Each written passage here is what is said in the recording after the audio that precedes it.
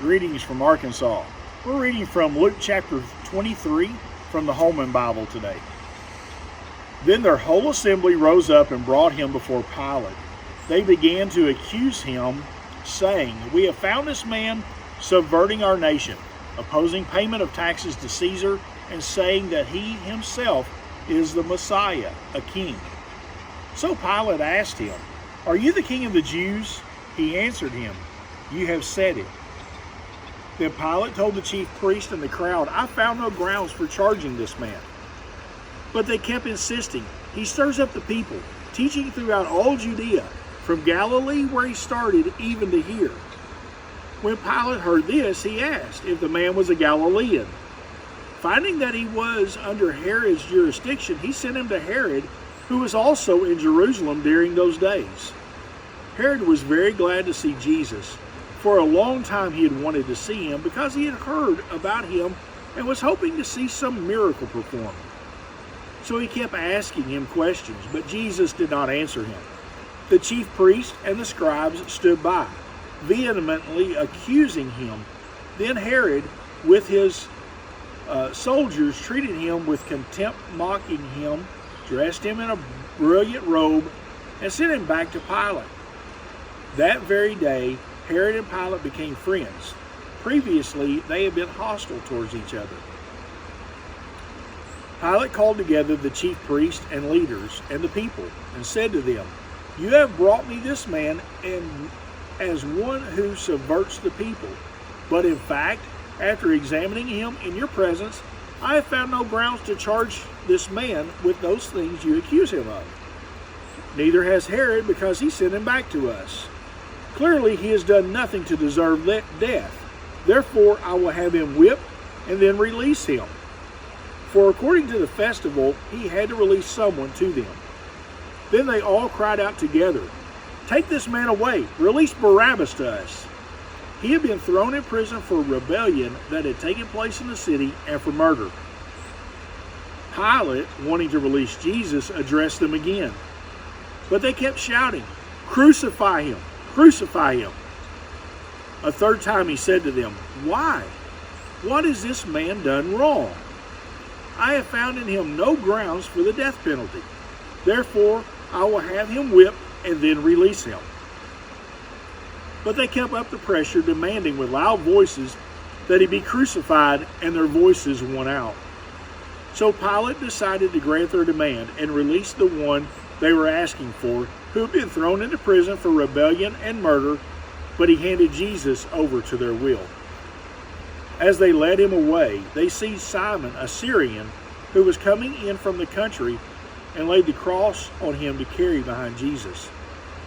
A large crowd of people followed him, including women who were mourning and lamenting him. But turning to them, Jesus said, "Daughters of Jerusalem, do not weep for me, but weep for yourselves and your children. Look, the days are coming when they will say, 'The women without children, the wombs that never bore and the breasts that never nursed are fortunate.' Then they will begin to say to the mountains, 'Fall on us,' and to the hills, 'Cover us.' For if they do these things when the wood is green, what will happen when it is dry?" Two other criminals were also led away to be executed with him.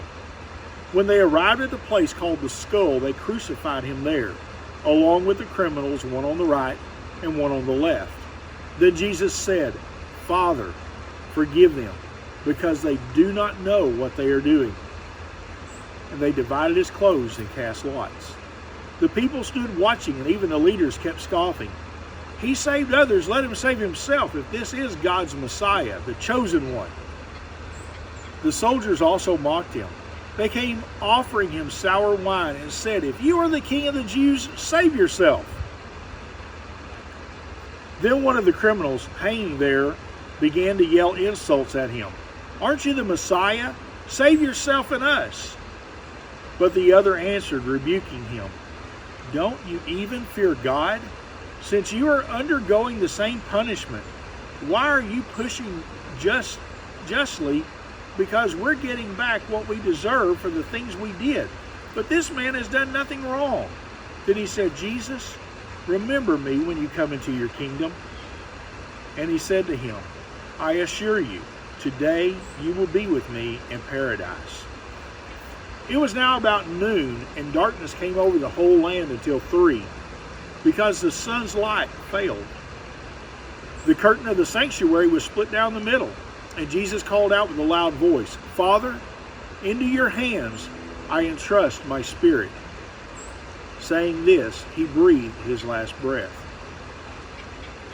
When the centurion saw what happened, he began to glorify God, saying, "This man really was righteous." All the crowds that had gathered for this spectacle, when they saw what had happened take place, went home, striking their chest. But all who knew him, including the women who had followed him from Galilee, stood at a distance watching these things. There was a good and righteous man named Joseph, a member of the Sanhedrin, who had not agreed with their plan and action. He was from Arimathea, a Judean town, and was looking forward to the kingdom of God. He approached Pilate and asked for Jesus' body. Taking it down, he wrapped it in fine linen and placed it in a tomb cut into the rock, where no one had ever been placed. It was preparation day, and the Sabbath was about to begin.